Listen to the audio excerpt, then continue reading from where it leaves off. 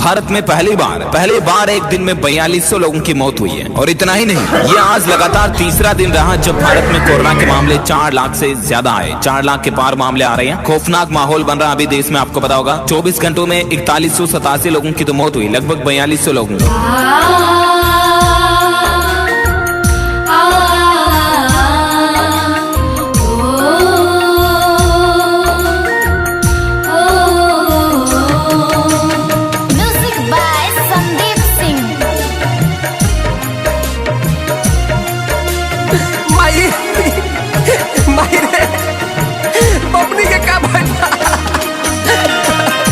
हाय रे कोरोना सोना कोइले कलाई, हाय रे कोरोना सोना कोइले कलाई। बिलख बिलख के रोवे बहिन खाती भाई, बिलख बिलख के रोवे बहिन खाती भाई। करहु न पौनी उनकर अंतिम विदाई, बिलख बिलख के रोवे बहिन खातिर भाई, बिलख बिलख के रोवे बहिन खातिर भाई। अरे बहिनी, अरे एक बार बोल देना रे, बताओ हमारे से छिटोली के करी हमारा शिकायत माई से के करी। एक बार बोल दे के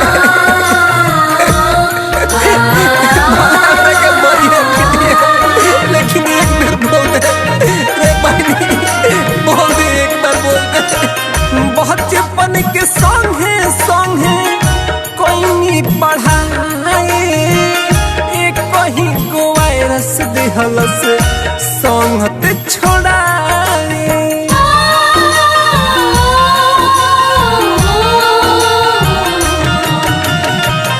बचपन के संगे कोई नहीं पढ़ाई, एक कहीं को वायरस दिहलस संगत छोड़ाए। के करी ठिठोली अब हम के हंसाई, के करी ठिठोली अब हम के हंसाई।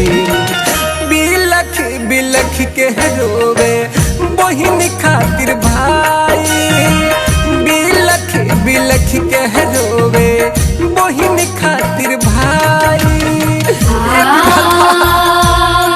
हमरा बहिन के काम ओकरा जगह हमरा के उठा ले बासुरा लसिया ना बुझरा लसिया की काहे ओकरा साथे गलती भइला।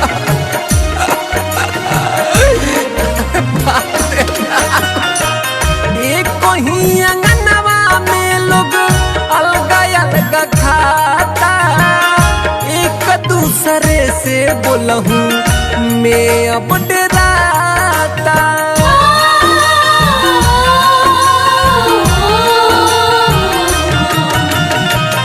एक कहीं अंगनवा में लोग अलग अलग खाता, एक दूसरे से बोलहूं मैं अब डराता। हलचल दिनेश करम दुख न सहाई, हलचल दिनेश करम दुख न सहाय।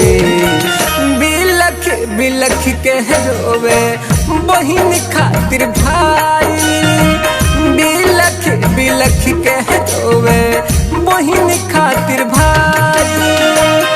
हाय रे कोरोना सोना कोइले कलाई, हाय रे कोरोना सोना कोइले कलाई। बिलख बिलख के रोवे बहिन खातिर भाई, बिलख बिलख के रोवे बहिन खातिर भाई। करहु न पौनी उनकर अंतिम विदाई। के रोवे।